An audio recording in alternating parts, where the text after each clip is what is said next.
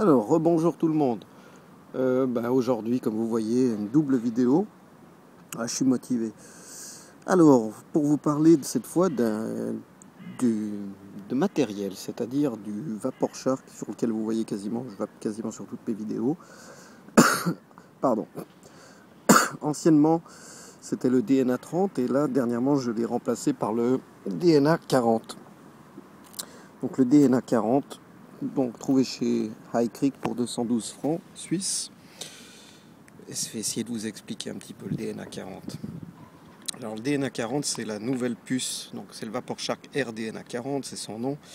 Et on a une nouvelle puce à l'intérieur qui nous permet de faire avec du fil nickel, du Ni200, des résistances qui gèrent la température. C'est-à-dire que vous avez quasiment l'impossibilité de cramer votre coil, ce qui est vachement pratique.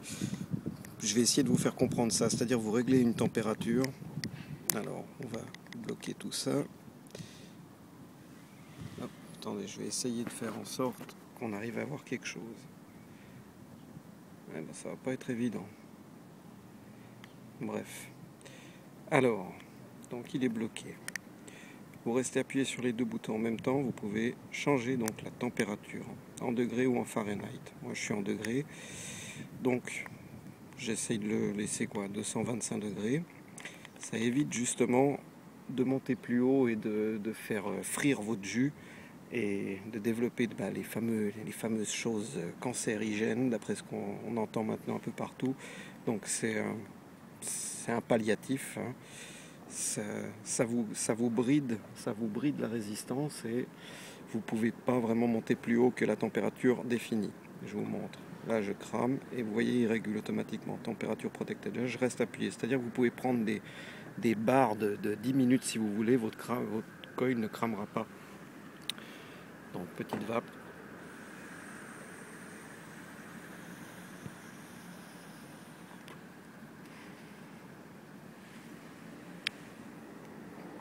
Comme je vous dis, regardez, je rappuie de nouveau, hop, il se reprotège automatiquement, il protège. Et là, vous pouvez vraiment aller jusqu'au bout de votre coton, c'est-à-dire à la dernière goutte de jus, la dernière saveur, vous pouvez y aller.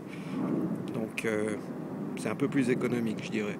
C'est un peu plus chiant à monter le filet Ni200 parce qu'il est très très souple. C'est un autre concept, il faut se habituer un petit peu, mais bon, quand on a chopé le coup, ça va tout seul. Alors.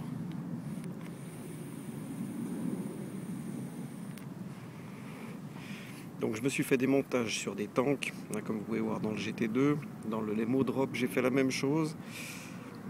Sur les drippers, par contre, ça devient un petit peu plus subtil parce que pour faire du dual coil, tellement ça va bas, parce que c'est des résistances comme vous pouvez le voir, c'est des résistances qui tournent à 0,19, 0,20. J'ai du mal à vous faire 0,19 comme vous pouvez voir, 0,19 ohms. Ça descend bas, c'est normal, c'est le Ni200. Donc maintenant pour faire du dual coil, ça descend très très bas, ce qui veut dire que ça se bride automatiquement. Donc pour du single coil, il n'y a aucun souci dans un dripper. Mais vu que ça assèche le coton assez rapidement, il y a beaucoup moins de patates assez rapidement aussi. Donc parce que pour comprendre un peu le principe, c'est-à-dire que votre coton, tant qu'il est imbibé, tant qu'il ressent qu'il a du jus dessus, votre coil, il va cramer d'enfer, c'est-à-dire il va envoyer. D'un coup, s'il commence à s'assécher, il va réguler de plus en plus pour pas justement vous cramer votre coton. Donc, comme vous pouvez le comprendre, sur un dripper, ça se passe assez vite et on manque de patates assez rapidement. Donc, moi, sur le dripper, je reste en Cantal. Alors, l'avantage, c'est que vous pouvez switcher du Cantal au Ni200 en 2 secondes. Vous mettez votre dripper Cantal dessus, automatiquement, il le reconnaît. Et vous remettez votre Ni200, automatiquement, il le reconnaît de nouveau et il sait comment gérer tout ça. Mais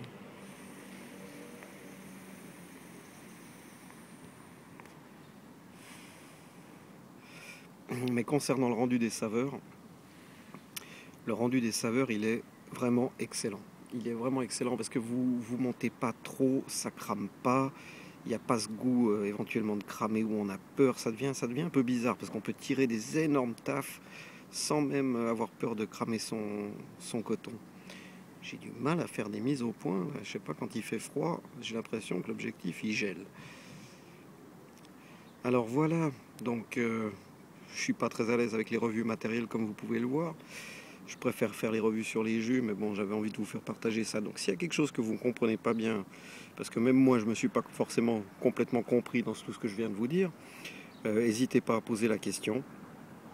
Donc c'est un Vapor-Shark RDNA 40, 212 francs chez iCreek, pardon.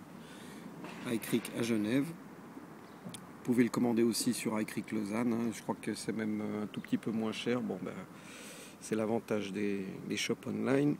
Mais bon, l'avantage des shops réels, c'est-à-dire que vous avez un service, et là en particulier à Genève, on a 2 personnes qui s'occupent super bien de vous.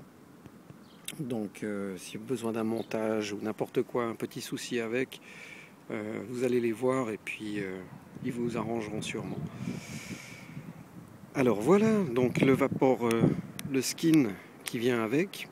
Donc vous avez le droit à un skin quand vous prenez l'appareil, il vous donne un skin avec. Donc après, c'est au petit bonheur la chance pour les couleurs. Moi j'ai eu du bleu. Sauf erreur, il y a du blanc disponible, de l'orange, du rouge, du vert, enfin tout ce qui est sur les anciens Vapor-Shark en réalité. Et bon, ça je pense que c'est à pas louper parce que c'est vraiment hyper agréable, comme je l'avais dit dans une autre revue. Maintenant, la matière en elle-même, ils ont amélioré ça, c'est-à-dire on dirait un genre de plastique métallique, mais c'est super agréable au toucher, ça tient beaucoup mieux en main si on n'a pas le skin. Donc c'est tout du positif. Autre avantage, c'est qu'on a le chargeur intégré, c'est-à-dire le chargeur cordless, là, comment on appelle ça, par induction, qui est déjà intégré dans la face avant, dans la face où vous avez le chargeur USB, c'est-à-dire qu'en achetant le support, je vous ferai peut-être une revue aussi dessus, enfin en achetant le chargeur sans fil, vous déposez simplement votre appareil dessus et boum, il se met en marche, il se met en charge tout seul. Donc ça évite de plugger, parce que moi sur un de mes anciens, j'ai l'USB qui a pété, donc obligé de changer les batteries à chaque fois.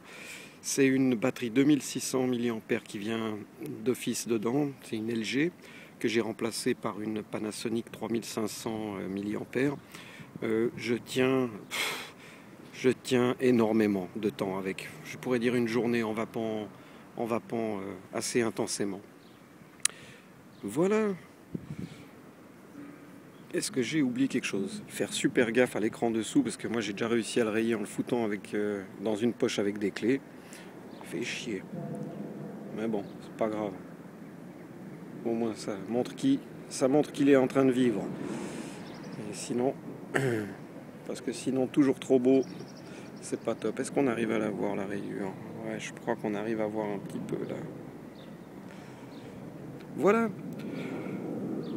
Donc, si vous cherchez un mode électronique passe-partout, avec une puce actuelle qui, comme je vous dis, qui est versatile, vous pouvez faire votre régulation de température ou mettre du Cantal, à vous de voir.